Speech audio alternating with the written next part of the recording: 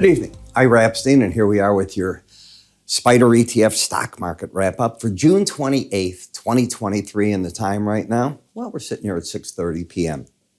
I'm looking at what's going on outside, and we have that smog from the wildfires that are going on in Canada, day 2 of it.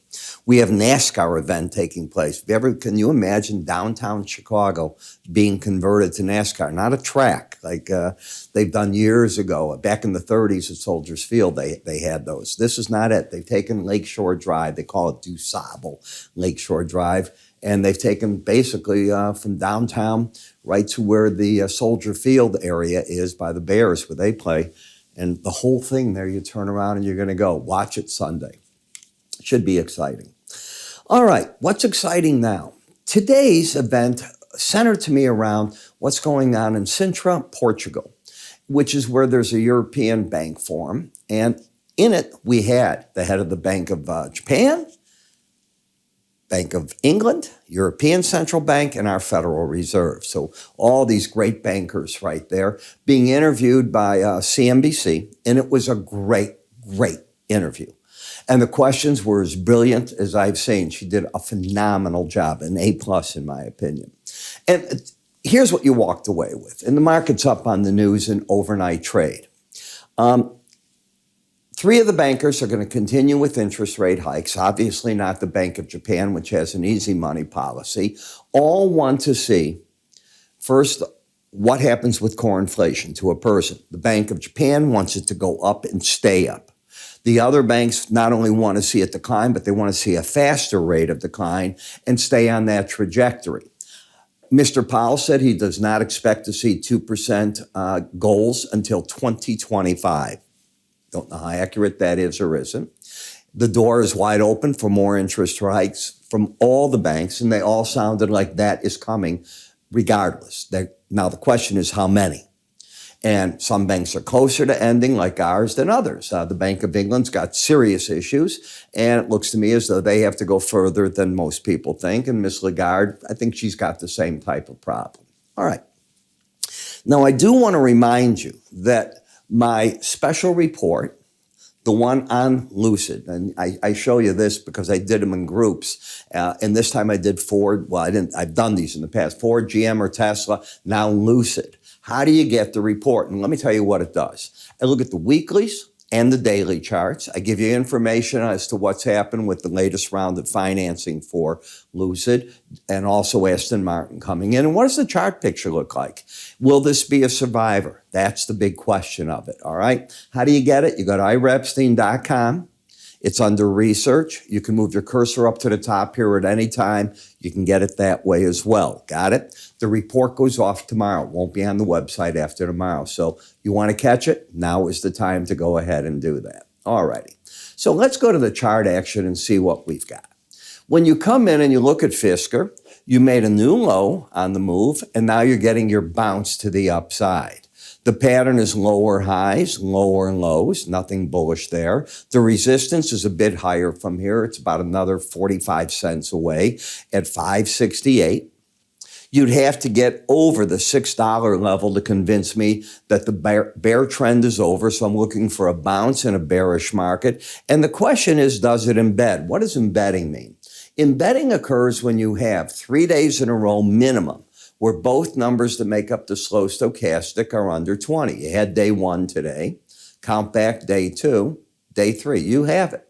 So today was the 3rd day. That's what I wanted to show you.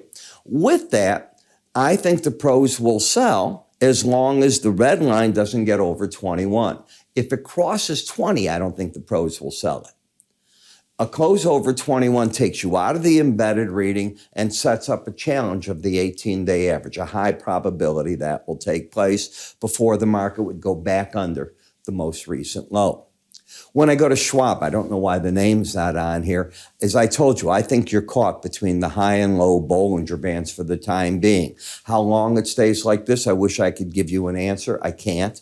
But when I see the narrowness of this develop, you typically go into a spin where you chop people up. People say, this is it. It's going to break out. It fails. You did that up here, as you can see. You did that up here. Then you went to the downside. You didn't go anywhere. But the longer it goes sideways, the way that it breaks out has more power. So eventually, I look for this to be an upward breakout. Why? Because I think it's a great company. I think they are dealing with interest rates as best as they can, but they got such a smorgasbord of product and profit centers. I think they're going to be just fine. What else today helped them? The bank stress test came out. Every bank passed it in a major fashion. Not one of them faulted.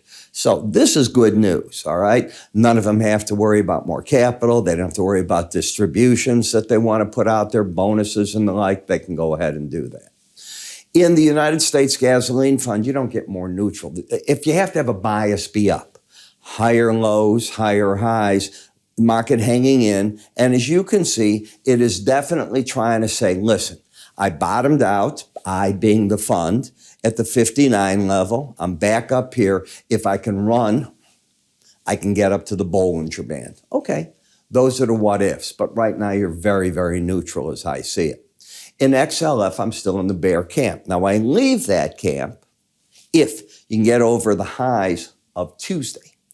Clear those highs, not today's, Tuesdays. You're oversold. That could give you, without, if you don't go any lower, higher lows, higher high over that. You're still going to have plenty of resistance. This market and financial service is going to have a problem running anywhere, but it didn't get kaboomed today by bad stress tests. That's very good action.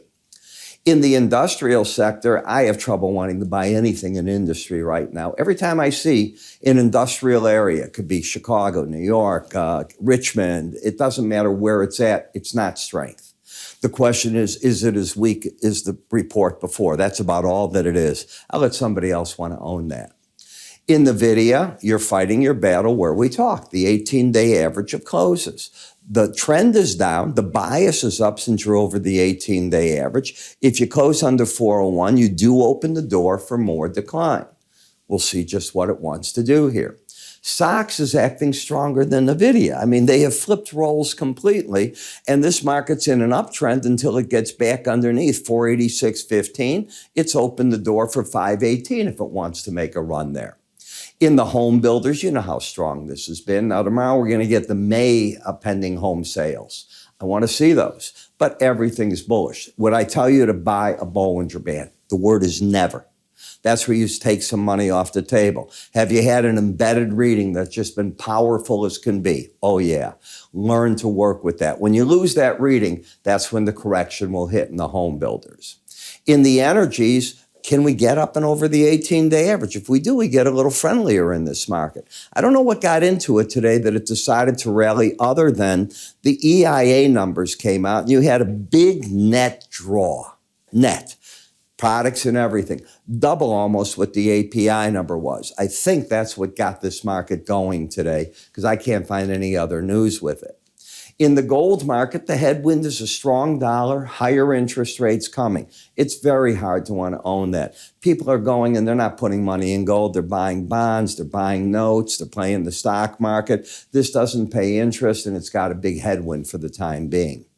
In the silver market, because China hasn't done anything, and I use the word China, to spur on their economy, specifically housing, roads, infrastructure, all the pressure still on this particular market, and the same in the copper.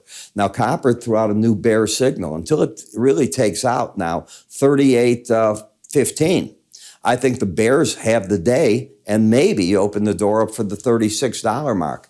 Take that out and close over 38.23, then the 100-day average, and I get bullish again. So you're right in an area that's all like this, fun. Pennies that at risk to see if the dollars can be made. When we look at BND, you're overbought, you're not in a trend, you're basically in sideways action. I don't see anything there. The dollar, you know I'm friendly. As long as we're going to keep raising interest rates, not to the point yet where we can break this economy, it's hard to want to be too bearish. You've got higher lows, higher highs. Today is the first day since this run-up right here, where the market is saying, okay, you might want to nibble on the long side, stops under the lows of yesterday in the 28.20 area, and you're looking for anywhere between 28.50 right here, which is, and this is not playing for, you're paying for pennies. This doesn't make sense for real money play, but 28.50 to 28.68. I don't think you can play that for pennies. And maybe you get a correction out of the euro if the dollar goes up, since the euro comprises 40% of that. The market, as you can see, it's flirting with losing its embedded reading. If it does, got to close under 79. I think you're going back then to the 108 level. So you put it together, you got a game plan, you got the Lucid report, click up here to get it, or go to iraepstein.com. I'm Ira. I'll see you tomorrow. Take care.